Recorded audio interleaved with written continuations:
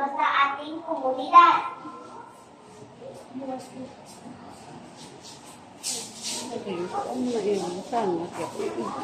Araw ng Lunes at sabay na pumasok ang magkaibigang Karen at Liam.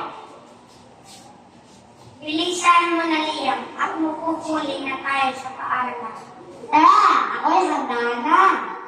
Gandang umaga, tiyong aga niyo naman po.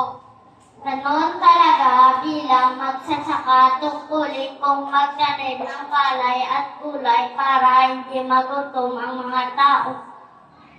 Ay, kami ay lalakaan na. Ibig ng mabuti ang mga bata sa kaalalan na biglang nahimatay ang kanilang gulo. Ngayon, ating natuklasan ng iba't ibang anyong lupa at anyong tubig. Sana ay natutuhan kayo sa akin. Tulong! Tulong! Tulungan niyo kami! Ngayon ay patay ang kanilang gulo, dinala ito sa malapit na ospital. Lumabas ang resulta ng inyong laboratory, itawagin ko lang si Doc. Kasi po, Sergeant, ka ng iyong laboratory, kailangan niyo inumin ang gamot na ito.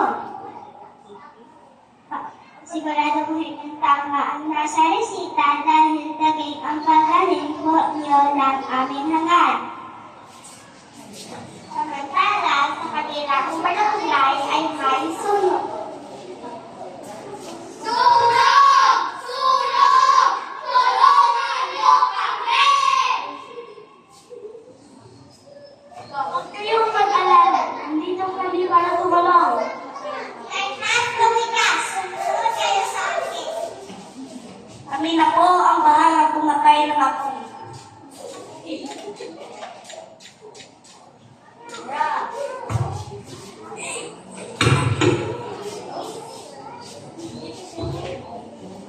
Habang abala ang bumbero sa pagpunsa ng apoy, tinuro ng mga pulis ang may salarin ng sunog.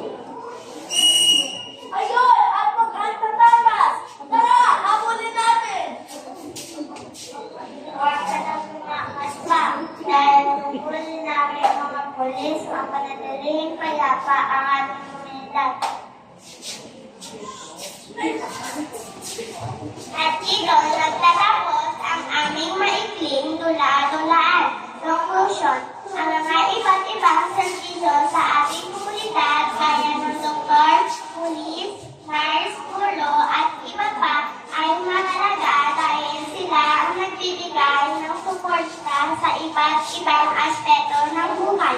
Sila rin ang nagbibigay ng kalusugan, edukasyon at kapakanan ng mga mamaya. What was the